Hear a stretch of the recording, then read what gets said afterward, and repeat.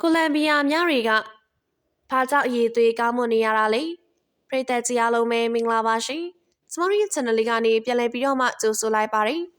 ဒီကနေ့တင်ဆက်ပေးသွားမယ့်အကြောင်းအရာလေးကတော့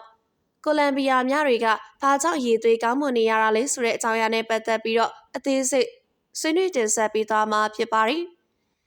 ညာလို့ပြောလိုက်ရင်တော့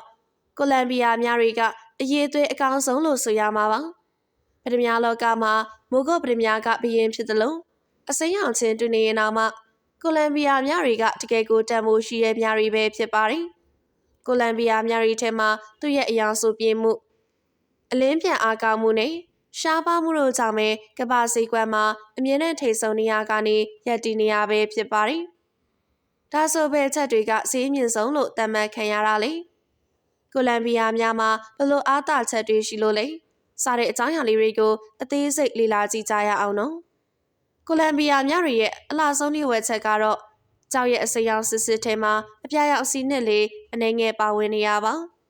ဒီအပြာရောင်တန်မှုကအစိမ်းရောင်ကိုပုံမလင်းလက်တောက်ပါစီလိုပဲကြည်လိုက်သူရဲ့မျက်စိထဲမှာအရန်ကိုအေးမြပြီးဆွဲဆောင်မှုရှိတဲ့တဘာဝအစိမ်းရောင်ကိုရရှိစေပါတယ်နော်နောက်တစ်ချက်ကတော့အလင်းရောင်ရဲ့ပြင်းအားပါ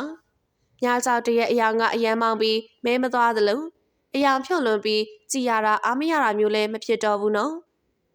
သူမှာ fat green လို့ခေါ်တဲ့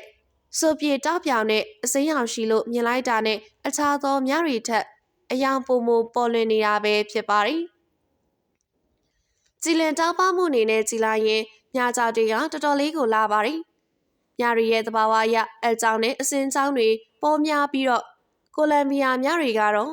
အလင်းရောင်ဖြတ်တန်းနိုင်မှုတော်တော်လေးကောင်းမွန်ပါတယ်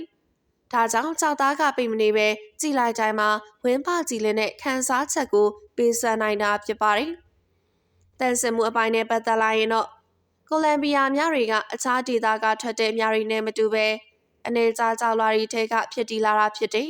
။ဒီဖြစ်တည်မှုကပဲကြောက်သားတွေထဲကအယောင်ကိုညှဉ်းနှွမ်းစေတဲ့တန်တက်ပါဝင်မှုကတော်တော်လေးကိုနေသွားပြီးတော့အယောင်ကိုလှပစေတဲ့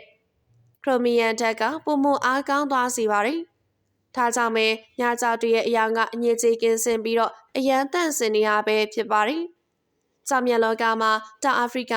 မြန်မာနဲ့ကိုလံဘီယာဆိုတဲ့နာမည်တွေကနာမည်ကျော်ကြားကြပါတယ်။ကိုလံဘီယာကတော့ကမ္ဘာပေါ်ကအရေးသွေးမြင့်များတွေထွက်ရှိတာကြောင့်ဘူဇိုချီဗာနဲ့ကော်ဆူဆိုတဲ့မိုင်းတွေကနေတမိုင်းတစ်လျှောက်မှာအကောင်ဆုံးများတွေကိုပဲထုတ်လုပ်ပေးခဲ့တာကြောင့်အဲဒီဒေတာကထွက်ရှိတဲ့များလို့ပြောလိုက်တာနဲ့တန်မိုးအဖြစ်တော်တော်လေးကြီးမြင့်တဲ့အပြင်ဂုံတန်ဖို့ကလည်းအလိုအလျောက်မြင့်တက်သွားလေးရှိပါတယ်။ဟုတ်ကဲ့ပါရှင်။နောက်ထပ်လည်းဒီလိုမျိုးစိတ်ဝင်စားဖို့ကောင်းတဲ့အကြောင်းအရာလေးတွေကိုတင်ဆက်ပေးသွားမှာဖြစ်လို့စောင့်မျှော်ကြည့်ရှုအားပေးခြင်းနဲ့ဆိုရင်ကျမတို့ရဲ့ channel လေးကို subscribe လုပ်ပေးခဲ့ကြပါအောင်နော်။အဆုံးထိကြည့်ရှုပေးတဲ့အတွက်ကျေးဇူးအထူးပဲတင်ရှိပါတယ်။